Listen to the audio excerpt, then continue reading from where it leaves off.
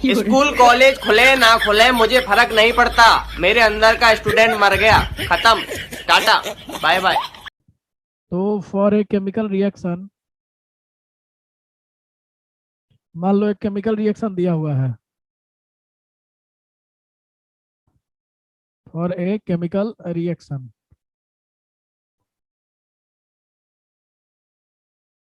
एक chemical reaction ले रहे हैं, ठीक है। और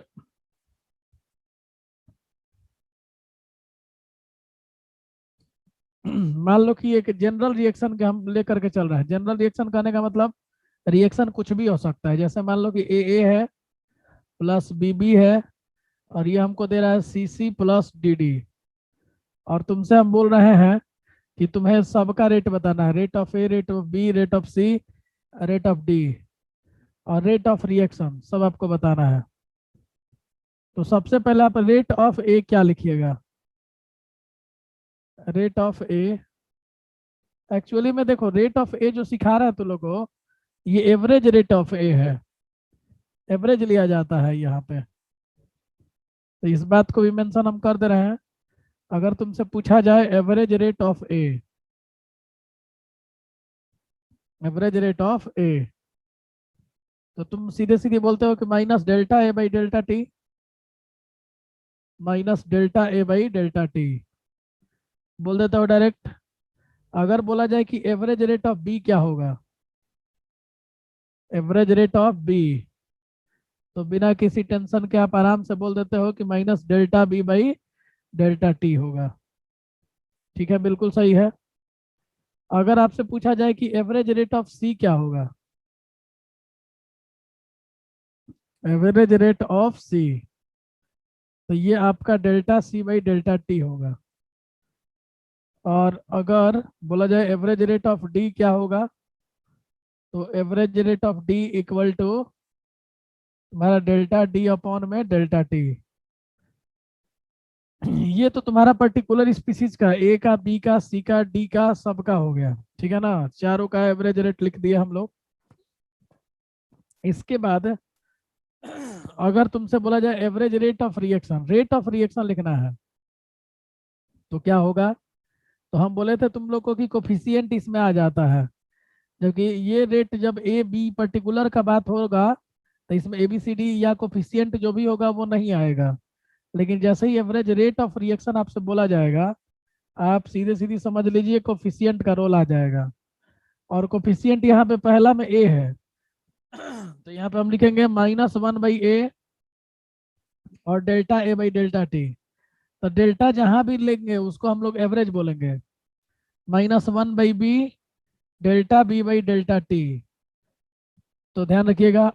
और वहीं सी के लिए लिखना होगा, तो 1/c और delta C by delta T, ठीक है।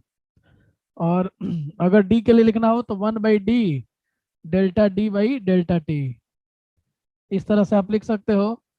तो एवरेज रेट ऑफ रिएक्शन जो होगा वो तुम्हारा इन सब को लेकर के लिखा जाएगा, ए बी सी डी, और ये सब आपस में बराबर होंगे। तो एवरेज रेट ऑफ रिएक्शन जब आप निकालिएगा तो इन चारों से वैल्यू इक्वल आएगा और इन सब का वैल्यू अलग अलग आएगा।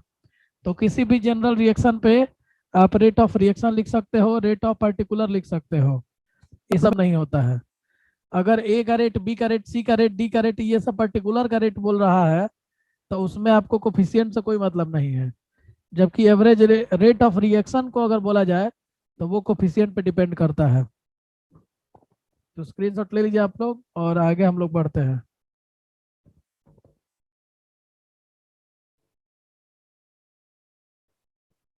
देखिए जी, आप लोग को क्वेश्चन दे रहा है, आप लोग को एक्सप्रेशन लिखना है। Right expression, right expression for rate of reaction, right expression for rate of reaction. आपको रेट ऑफ रिएक्शन लिखना है, ठीक है ना। डिफरेंट रिएक्शंस दिया जा रहा है। Right expression for rate of reaction, ठीक है, for the following, for the following. देखिए, तो हम लोग को इस पे डिस्कशन करना है। आपको रेट ऑफ रिएक्शन लिखना है, रेट ऑफ पार्टिकुलर नहीं बोल रहा है, ठीक है ना। तो जो भी हम रिएक्शन देंगे उसके लिए आपको रेट ऑफ रिएक्शन लिखना है। तो चलिए पहला इसमें क्वेश्चन है, 2H2O2 gives 2H2O plus O2। अब इसके लिए रेट ऑफ रिएक्शन आप लोग लिखिए, अभी कुछ देर में हम मिलवा देंगे। दूसरा question, N2 plus 3H2, N2 plus 3H2 gives 2NH3। और तीसरा क्वेश्चन है 2SO2 plus O2, 2SO2 plus O2 gives 2SO3। और इसके बाद चौथा क्वेश्चन है 1/2A plus 1/2B gives 1/2C। और पांचवा क्वेश्चन है, चलिए चार ही बनाइए, इसके बाद आगे देखेंगे। चलो इनका चारों का रेट ऑफ रिएक्शन लिखना है, कंसंट्रेशन नहीं, खाली एक्सप्रेशन लिखना है। एक्सप्रेशन कहने का मतलब रेट ऑफ रिएक्शन, ROR बराबर, तो इसका क्या लिखोगे, -1/2 और डेल्टा H2O2/dt, डेल्टा टी दिया नहीं है तो डेल्टा टी लिख देंगे हम लोग। और फिर H2O के लिए क्या लिखेंगे, 1/2 और डेल्टा H2O और बाई डेल्टा टी। और O2 के लिए क्या लिखेंगे, डेल्टा O2/डेल्टा टी। तो ये सब हम लोग को लिखना पड़ेगा। तो ये पहला रिएक्शन का रेट ऑफ रिएक्शन का एक्सप्रेशन हो गया। चलिए ये पहला क्वेश्चन का था। अब दूसरा क्वेश्चन लिखना है, दूसरा का क्या लिखेगा एक्सप्रेशन। तो दूसरा का होगा ROR बराबर -डेल्टा N2/डेल्टा टी। यहाँ पे डी भी लिख सकते हो, कोई दिक्कत नहीं है। इसके बाद -1/3 डेल्टा H2/डेल्टा टी, डेल्टा H2/डेल्टा टी। और इसके बाद से 1/2 डेल्टा NH3/डेल्टा टी।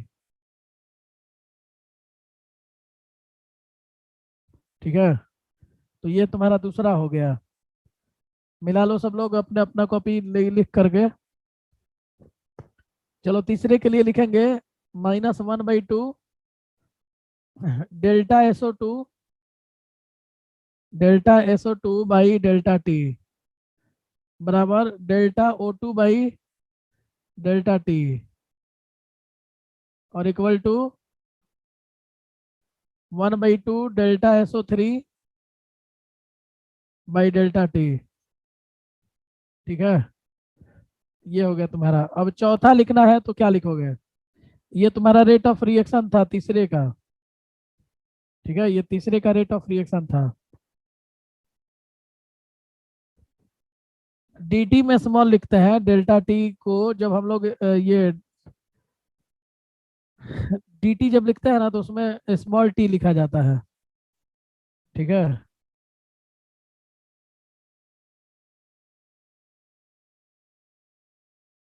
तो इस बात का आप ध्यान रखिएगा। स्मॉल में भी लिखोगे तो चलेगा, कोई दिक्कत नहीं है।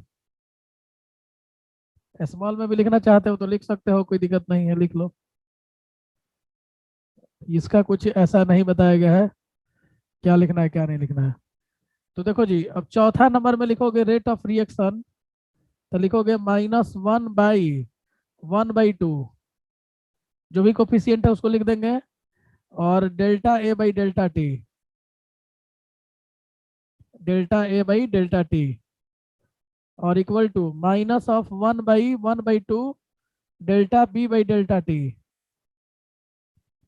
और इक्वल टू माइनस माइनस नहीं प्लस होगा 1/1/2 डेल्टा C/डेल्टा टी। अब देखो इसके रेट ऑफ रिएक्शन को एक और तरीके से लिखा जा सकता है।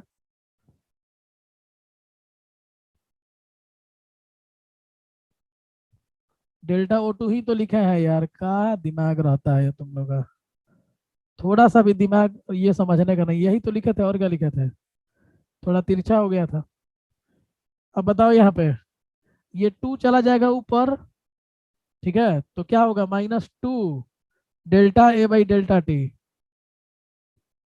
Delta A by delta T और equal to -2 delta B by delta T और इसके बाद से 2 और delta C by delta T. तो जब इसको सॉल्व कीजिएगा तो ये फाइनली आपका आंसर आएगा और ये आपका आर ओ आर हो गया।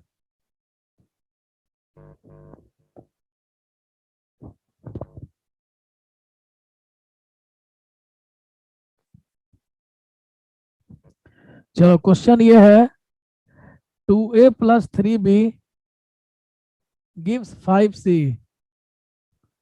ठीक है, इनिशियल कंसंट्रेशन सभी लोग को बनाना होगा, 2 मिनट का टाइम देंगे। Initial concentration of A is 10 molar. 10 molar बोलेंगे या मोल पर लीटर बोलेंगे, बात सेम है, जान लेना। 10 molar which changes to 5 molar, which changes to 5 molar, जो 5 मोलर में चेंज हो जाता है इन 20 सेकेंड। इन 20 सेकेंड अब आपको निकालना है, कैलकुलेट पहला rate of reaction of A, rate of reaction of A. ठीक है, इसके बाद रेट ऑफ रिएक्शन दूसरा निकालना है, दूसरा rate of reaction, rate of reaction. और तीसरा निकालना है वैल्यू, वैल्यू ऑफ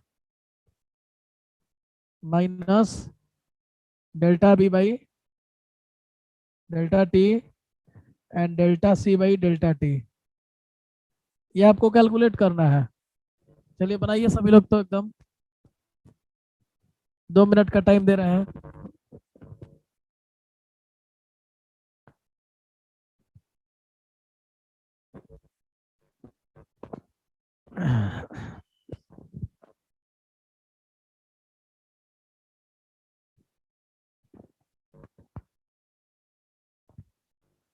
चलिए, तो कुछ लोग का आंसर आ रहा है,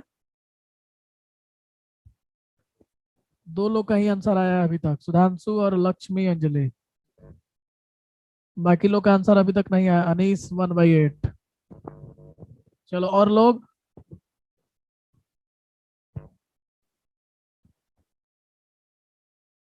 अनुपमा भी भेज दी हो क्या?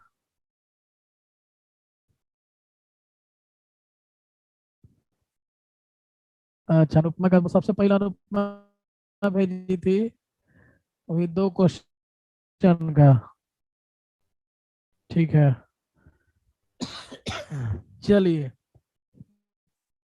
देखिए जी। तो हम लोग पहले डिस्कस एक बार कर लेते हैं, थोड़ा सा तुम लोग का क्लियर हो जाएगा ज्यादा। अब ये जब लिखने चल रहे हो तो t बराबर 0 पे इसने किया है कनेक्ट, t बराबर 0 पे इसने दिया है तुम्हारा 10 मोलर, ये 10 मोलर है, ए के बारे में बोला है। ठीक है, और ये 20 सेकंड के बाद ये 5 मोलर हो रहा है, ये आपको बोला गया है, बस इतना ही इंफॉर्मेशन है। अब कह रहा है क्या कि अब आपको रेट ऑफ रिएक्शन ऑफ ए निकालना है। तो तुमको पहला तो पता है क्या करना है, रेट ऑफ ए आप कैसे निकालते हो, तो minus delta A by delta T करते हो, minus delta A by delta T करते हो।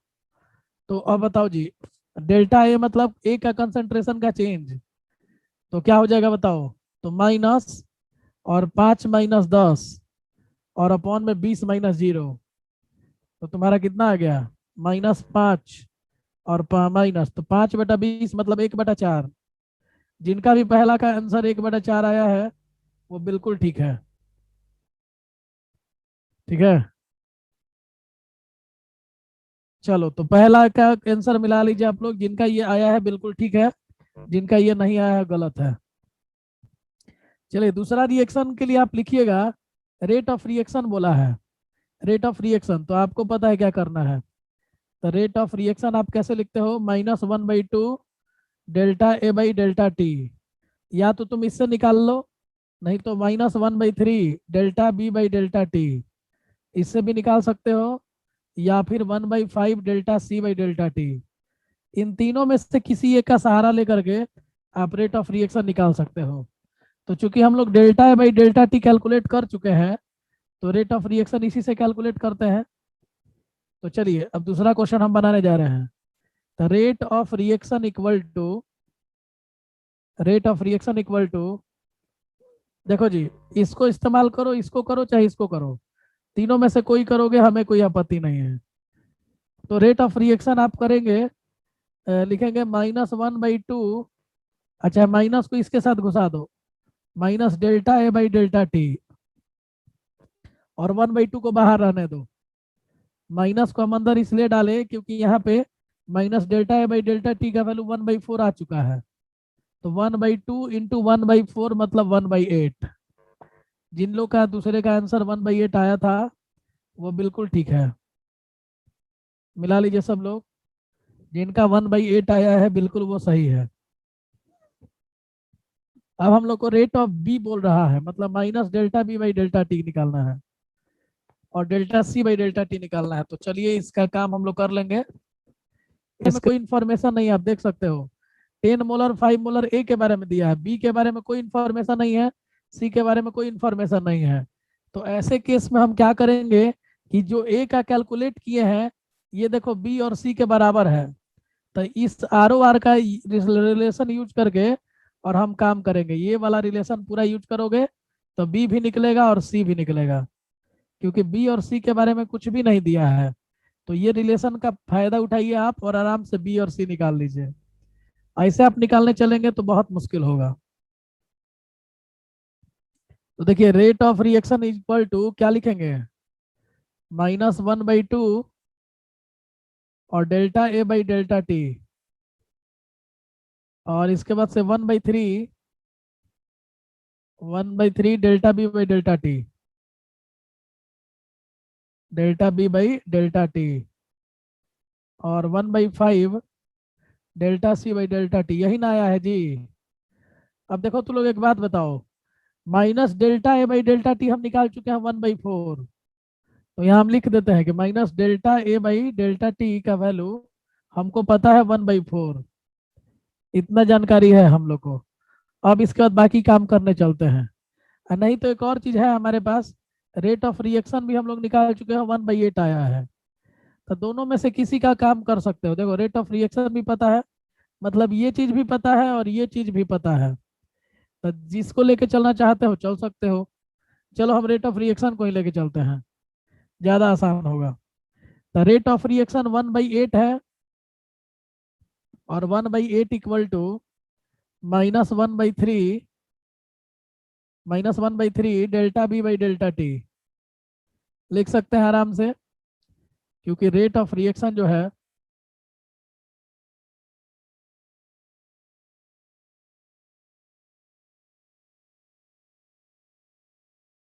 अच्छा चलिए ठीक है।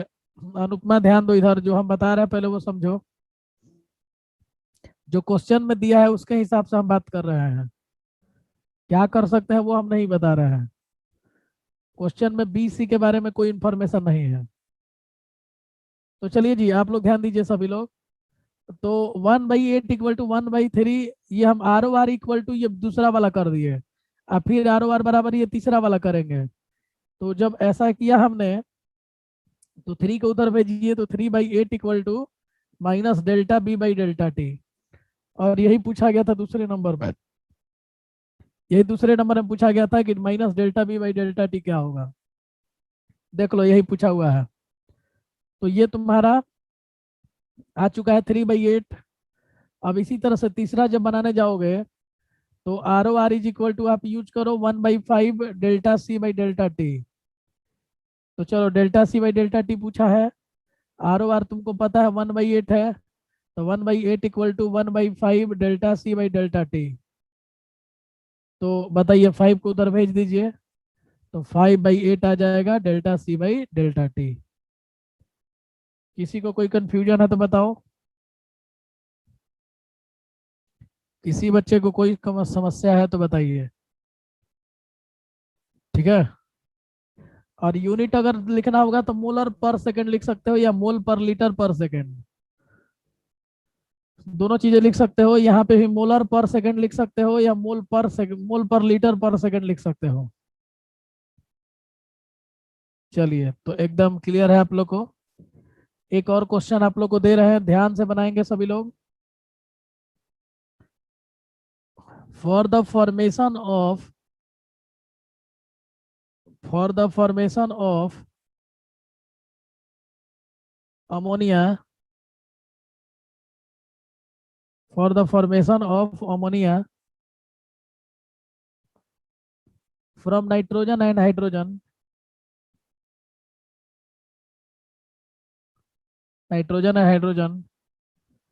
rate of consumption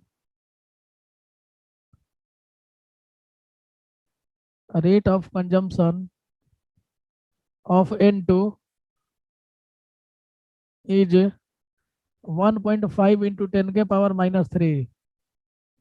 ठीक है, मोलर पर सेकंड बार बार हम बोल रहे हैं। मोलर माने मोल पर लीटर होता है, तो मोलर पर second. Then calculate rate of reaction. तो आप लोग को रेट ऑफ रिएक्शन निकालना है। कंजम्पशन माने खर्च होना होता है। चलिए, तो इसको बनाइए आप लोग। सबसे पहले रिएक्शन लिखने आना चाहिए, ध्यान दीजिएगा। तो रिएक्शन आपके लिए मैं लिख दे रहा हूँ, N2 gas plus 3H2 gas, और ये देगा आपको अमोनिया गैस। ठीक है, चलिए अनुपमा का आ गया है, बाकी लोग भी बना दीजिए।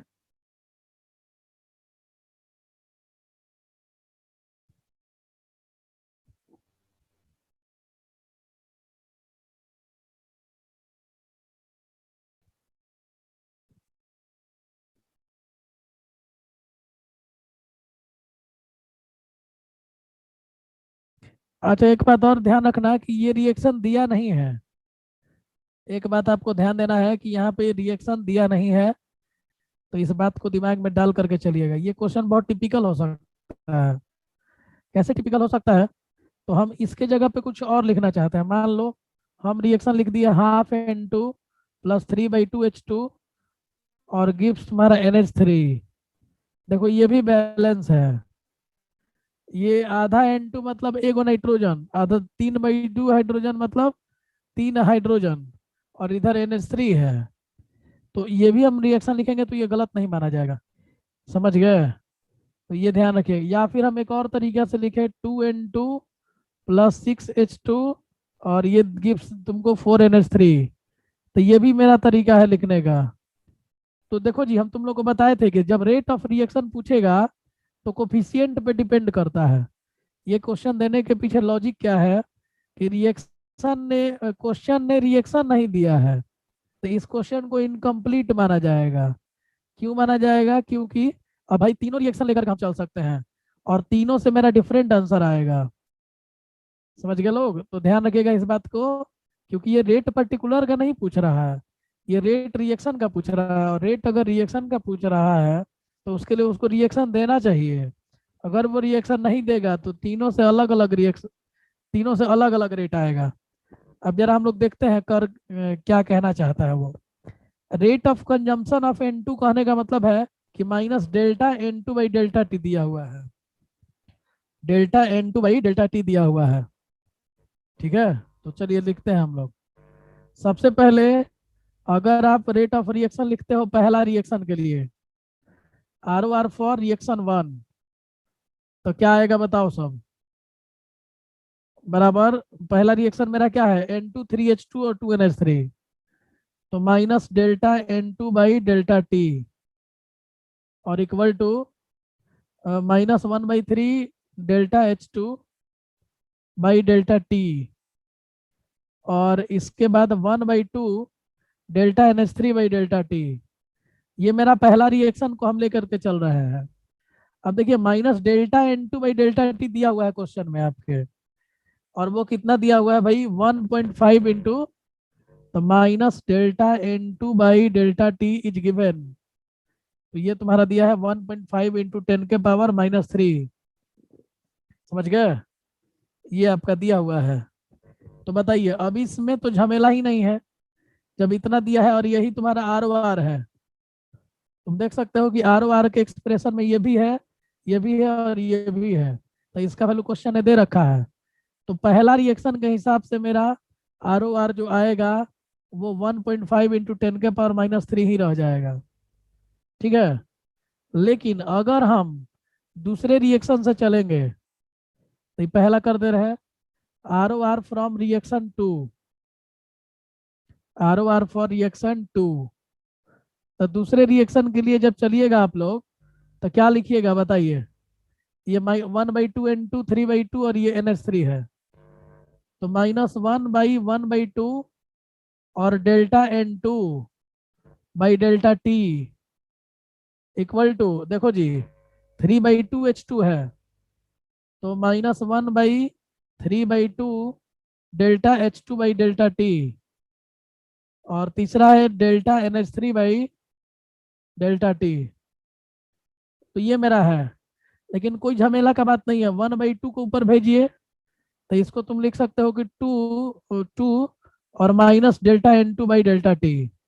2 को मैंने बाहर कर दिया, बराबर 3 माइनस डेल्टा H2/ΔT और इक्वल टू डेल्टा NH3/ΔT। ठीक है। लेकिन हमको तो डेल्टा N2 से ही काम चल जाएगा, क्योंकि क्वेश्चन ने दे रखा है डेल्टा N2। तो 2 × 1.5 × 10⁻³ इसका मतलब 3 × 10⁻³ हो गया। तो देखो जी, अगर तुम सेकेंड रिएक्शन से रेट ऑफ रिएक्शन निकालने जाओगे तो तुम्हारा ये आंसर आएगा। पहला रिएक्शन से निकाले तो ये आ गया। अब चूंकि क्वेश्चन ने रिएक्शन दिया नहीं था, तो आप अपने मन से तो ले नहीं सकते हो। चलो हम तीसरा वाला देख लेते हैं। तो तीसरा लिखेंगे हम rate of reaction for reaction third. Third reaction के लिए क्या होगा, तो 2N2 है, तो क्या लिखेंगे -2 डेल्टा N2/ΔT, यही ना। सॉरी 2 लिख रहा है, 1/2 लिखना होगा।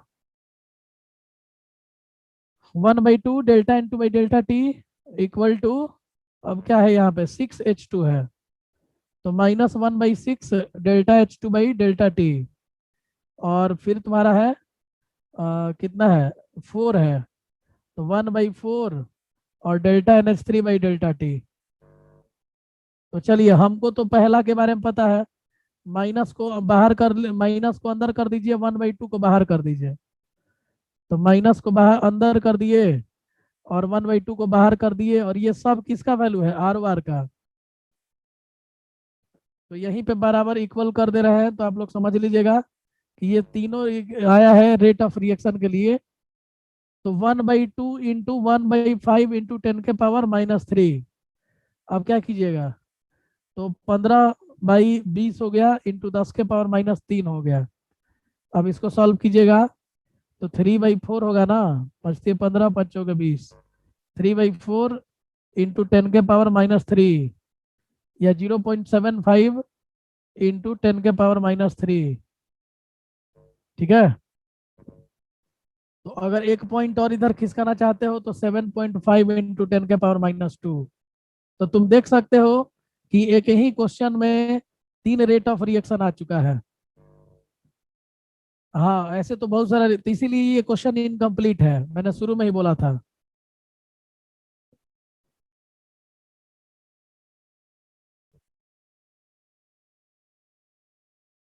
अच्छा, 3 के बदले में 2/3 होगा, ये 2/3 हो जाएगा, 2 ऊपर चला जाएगा, ये 2/3 होगा, ध्यान देना सब यहाँ पे, ये 2/3 होगा। चलिए, तो इस तरह से आप समझ लीजिए कि ऐसा क्वेश्चन अगर आता है तो इसको हम लोग 7.475/100, हाँ -4 हो जाएगा। ठीक है।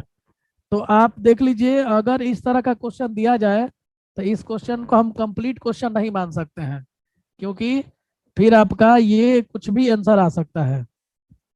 ठीक है ना, क्योंकि वो रिएक्शन पे डिपेंड करता है। हम बोले भी थे, कल भी कई बार बोले थे कि रेट ऑफ रिएक्शन जो है वो पूरी तरह से कोफिशिएंट पे डिपेंड करता है। समझ में आ रहा है? कोफिशिएंट से रेट ऑफ रिएक्शन को फर्क पड़ता है, लेकिन पर्टिकुलर स्पीसीज को कोई फर्क नहीं पड़ता है। ठीक है, तो चलिए इस तरह से हम लोग इस क्वेश्चन को देख लिए। हाँ, एक पर्टिकुलर रिएक्शन दिया रहेगा। अगर क्वेश्चन देता कि हाँ चलो ये पहला रिएक्शन दिया हुआ है, तब हम आराम से निकाल लेते, लेकिन जब नहीं दिया है अमोनिया का बनाने का तरीका, तो फिर आप कोई भी रिएक्शन, कई तरह के रिएक्शन ले सकते हो। तो ये क्वेश्चन यहीं पे कहीं लिख लेना सब कि क्वेश्चन इज इनकम्प्लीट। ये क्वेश्चन इनकम्प्लीट है, बिना रिएक्शन दिए हुए, इनकम्प्लीट। ठीक है, चलिए तो हम फर्स्ट पेज कर दे। एक और क्वेश्चन आप लोग को देते हैं। ठीक है, चलो क्वेश्चन है, for a gaseous reaction, for a gaseous reaction, ठीक है, two A gas, two A gas gives 3b gas, two A gas gives 3b gas. ठीक है, ये मेरा रिएक्शन दिया है इस बार। अब कह रहा है कि pressure of A changes from, pressure of A changes from, changes from 2 atm to 1.5 atm, 2 atm to 1.5 atm। ठीक है, इन 10 सेकेंड, इन 10 सेकेंड। ठीक है, कैलकुलेट आपको निकालना है।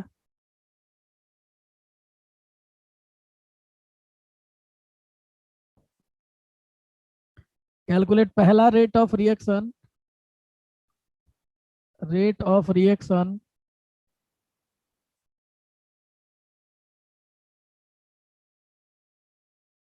इन एटीएम पर सेकेंड। इस बार आपको प्रेशर के टर्म में निकालना है, rate of reaction in ATM पर सेकेंड, और दूसरा मोल पर लीटर पर सेकेंड। दूसरा आपको निकालना है मोल पर लीटर पर सेकेंड। इसका मतलब कंसंट्रेशन का चेंज भी पूछ रहा है एट 27 डिग्री सेल्सियस। चलिए और एक क्वेश्चन और है इसमें, तीसरा, pressure of be in same time interval, pressure of be in same time interval, same time interval. चलिए तो सभी लोग कोशिश कीजिए बनाने का। ठीक है, चलो कुछ लोग का आंसर फटाफट आ जा रहा है, बाकी लोग भी ट्राई कीजिए।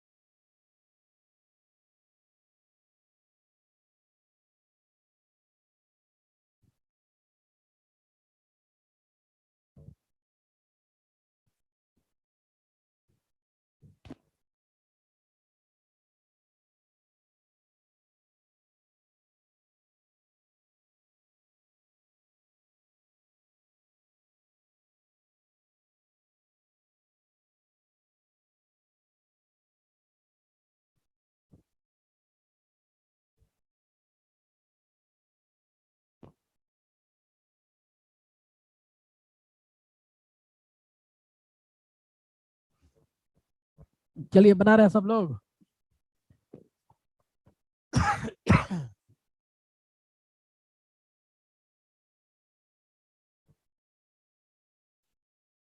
चलो जी, तो 0.5 एटीएम अनुपमा का आया है, कुणाल सिंह बी बराबर 3/40। चलिए तो एक एक करके हम लोग सोचते हैं सबसे पहले क्या करना है हम लोग को। तो सबसे पहले आपको दिया हुआ है 2a से 3b, 2a से 3b दिया हुआ है, ठीक है ना। तो बताओ जी, t बराबर 0 पे इसका कितना एटीएम है? t बराबर 0 पे इसका 2 एटीएम है। और बाद में कितने मिनट के बाद, 10 सेकंड के बाद ये 1.5 एटीएम हो जाता है। ठीक है, यही ना क्वेश्चन है जी। तो तुमको अब और सब बताना है अब कि क्या क्या होगा। तो पहला क्वेश्चन पूछ रहा है कि रेट ऑफ रिएक्शन। तो बताओ, रेट ऑफ रिएक्शन लिखना बहुत ही आसान काम है। Rate of reaction equal to -1/2। और इस बार हमको डीपीए लिखना पड़ेगा। डीपीए कहने का मतलब मेरा ये हुआ कि ए के प्रेशर का चेंज। जैसे हम लोग वहां पे ए का कंसंट्रेशन चेंज लिखते थे तो डेल्टा ए लिखते थे। तो इस बार भी डेल्टा पीए भी लिख सकते हो, नहीं तो डीपीए भी लिख सकते हो। अगर डी से दिक्कत लग रहा है तो डेल्टा ही लिख दो। डेल्टा पी ए अपॉन में डेल्टा टी, और equal to 1/3 delta P B, माने बी के प्रेशर में चेंज, और अपॉन में डेल्टा टी। ये रेट ऑफ रिएक्शन होता है। तो देखो जी, यहाँ पे तुमको ये दिया हुआ है 1/2 और 1/1.5 -2 अपॉन में 10 - 0। तो 1/2 इंटू ये 0.5 ना हो जाएगा, 0.5 अपॉन में 10। तो 1/2 इंटू 5/100, तो 20 × 25 100। तो 1/40 आ गया, 1/40। ये ध्यान रखिएगा आपको, आप लोग।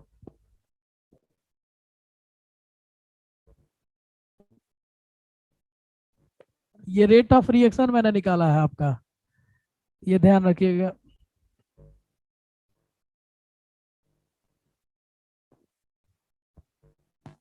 रेट ऑफ रिएक्शन, ठीक है।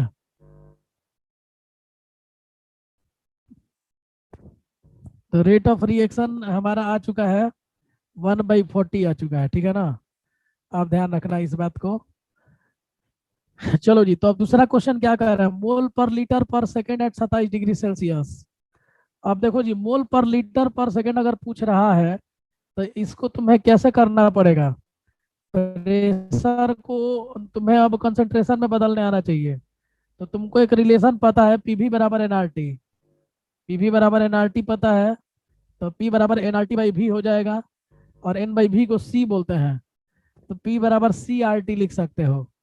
तो अगर डेल्टा पी लिख रहे हो तो डेल्टा सी लिखना पड़ेगा, आर और टी सेम रहेंगे, क्योंकि टेम्परेचर इसने लिख दिया है 27 डिग्री, फिक्स कर दिया है। तो तुम डेल्टा पी के जगह लिख सकते हो डेल्टा सी आर टी। यानी अगर तुम्हें डेल्टा सी कैलकुलेट करना है तो डेल्टा पी को आर टी से डिवाइड करना पड़ेगा। और डेल्टा पी तुम निकाल चुके हो, कितना आया है? डेल्टा पी तुम्हारा 1/40 आया है, अभी जस्ट हम लोगों ने निकाला है, ठीक है। तो डेल्टा पी अपॉन में आर और टी अब रख दीजिए डेल्टा सी के जगह। तो आपका आएगा delta C equal to delta P upon में आर टी। तो 1/40 अपॉन में आर की जगह आप 1/12 ले लीजिए, याद होगा आप लोग को। आर का वैल्यू लेते थे 0.0821, और इसका वैल्यू होता है 1/12। तो 1/12 और 27 डिग्री है, तो 273 और 27 कितना हो जाएगा, 300 हो जाएगा। तो अब बताओ, यहाँ पे कैंसिल करके 25 से ये कट गया ना, 25। तो 1/1000 आ गया जी। तो delta C is equal to 1/1000, 25 × 40 हो जाएगा, यानी 10 के पावर -3 और मोल पर लीटर पर सेकेंड। तो इस तरह से तुम देख सकते हो कि आप दूसरा वाला क्वेश्चन मोल पर लीटर पर सेकेंड भी कैलकुलेट कर चुके हैं।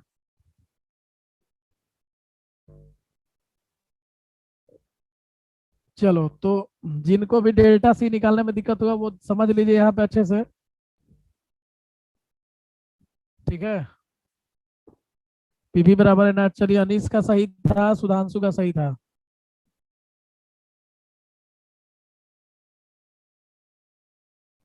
बोलो अनुपमा। सर, और यहाँ पर डेल्टा पी के जगह पे ए का प्रेशर जितने से चेंज हुआ वो ना लिखना है। क्या बोल रही हो? डेल्टा पी के जगह पे ए का जो प्रेशर में चेंज आया वो लिखेंगे ना। हाँ, डेल्टा पी की जगह यहाँ पे इस पूरे को लेना पड़ेगा। और 1/2 को हम शामिल नहीं किए हैं, कंसंट्रेशन वाला भी लिखोगी तो उसमें भी तो 1/2 शामिल होगा ना। हाँ, तो वही तो आप जो 1/40 यहाँ पे लिखे वो तो उतने पूरे का वैल्यू है। हाँ, तो ये 1/2 कंसंट्रेशन में भी चेंज लिखेंगे तो आएगा ना जी। जैसे इसको हम्म। लिखते हैं -1/2 delta A by delta T. तो हाँ। प्रेशर की जगह क्या लिख सकते थे? प्रेशर की जगह ये डेल्टा सी आर टी लिख सकते हैं। इसीलिए 1/2 इंक्लूडिंग है यहाँ पे। 1/2 इंक्लूडिंग करके ही यहाँ पे 1/40 डायरेक्ट हम ले लिए हैं, और सीधे डेल्टा सी को delta P by R T कर दिए हैं। ठीक है, चलिए तो यहाँ से ये आपका क्लियर हो गया। और अगला क्वेश्चन हमारा क्या है? Pressure of B at same time interval. आपको बी का प्रेशर बताना है।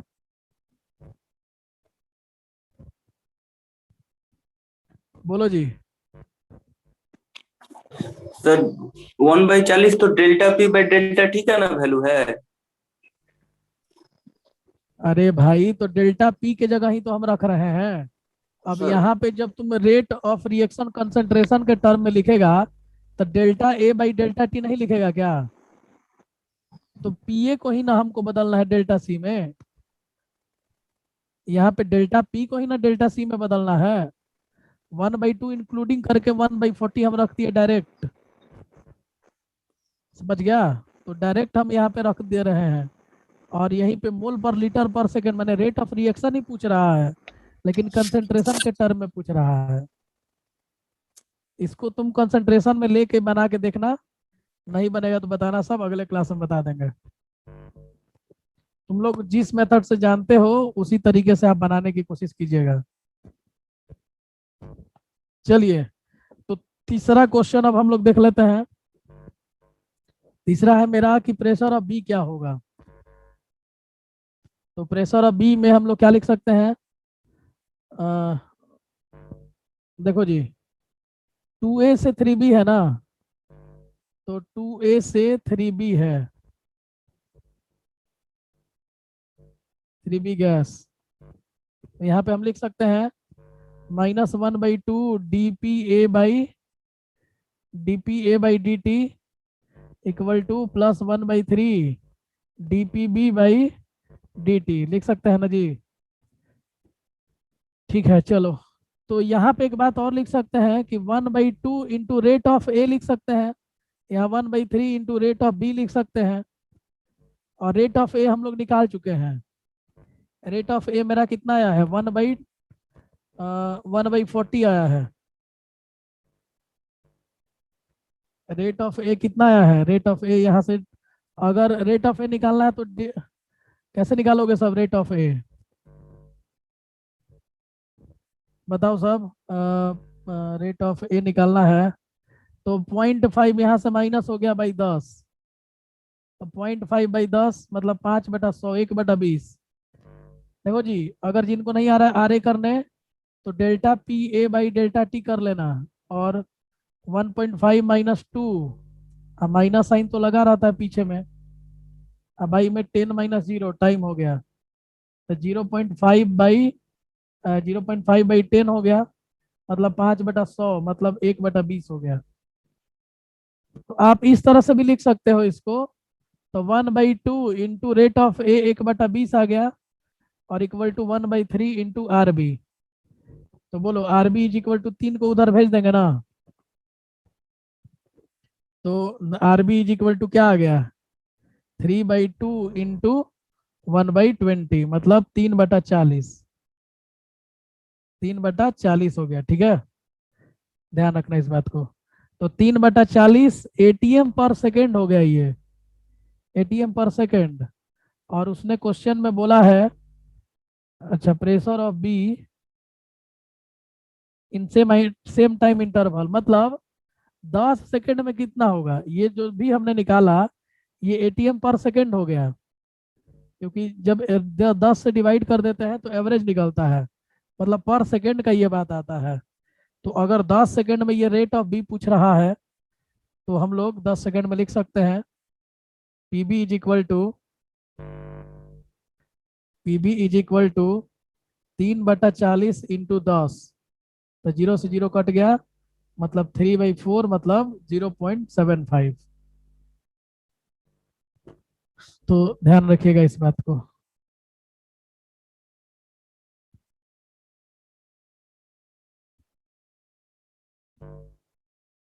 बी का प्रेशर पूछा है कि प्रेशर में रेट ऑफ चेंज? नहीं, बी का प्रेशर पूछा है, बी का प्रेशर पूछा है और वहीं यहाँ पे हम किए भी हैं। ठीक है। अच्छा, एक बात और सोचो कि 10 सेकंड में ये पूछा है pressure of be in same time interval, मतलब बी का प्रेशर क्या होगा उसी टाइम इंटरवल में आपको बताना है, मतलब 10 सेकंड में ही बताना है।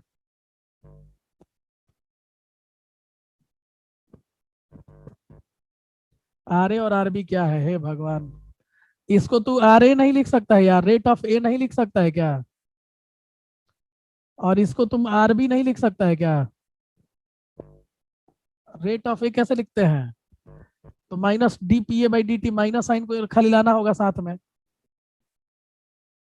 देखो यार, यहाँ माइनस ला दिए साथ में, तो ये वाला यहाँ पे माइनस आ जाएगा, और यहाँ पे प्लस को यहाँ अंदर डाल दो, तो ये वाला तुम्हारा हो गया आर बी और ये वाला हो गया आर ए।